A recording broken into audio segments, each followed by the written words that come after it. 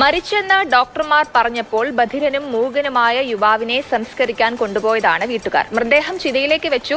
ശവസംസ്കാരത്തിന് അല്പനിമിഷം മുമ്പ് അതാ യുവാവ് എഴുന്നേൽക്കുന്നു. ഡോക്ടർമാർ മരിച്ചു എന്ന് വിധിയെഴുതി ഇയാളെ മോർച്ചറിയിൽ സൂക്ഷിക്കുകയാണ്. പോസ്റ്റ്മോർട്ടം ചെയ്തിട്ടില്ല എന്നുള്ളതാണ്.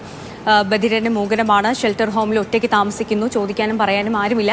അതുകൊണ്ടൊക്കെ തന്നെ ഇദ്ദേഹത്തെ പോസ്റ്റ്മോർട്ടം ചെയ്യേണ്ട എന്നവർ തീരുമാനിച്ചതിന് ശേഷമാണ് ഇദ്ദേഹത്തെ സംസ്കരിക്കാൻ കൊണ്ടുപോകുന്നത്. ആ സമയം ചിതയിലേക്ക് വയ്ക്കുമ്പോൾ ഇയാൾ കണ്ണ് തുറക്കുക.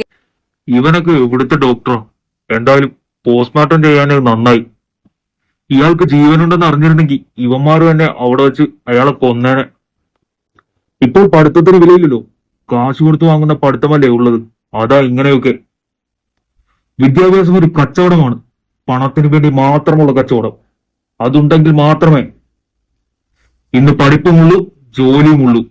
അങ്ങനെയുള്ള നാട്ടിൽ ജീവിക്കുമ്പോൾ ഇതിനപ്പുറം സംഭവിച്ചില്ലെങ്കിൽ മാത്രമേ അതിശയമുള്ളൂ.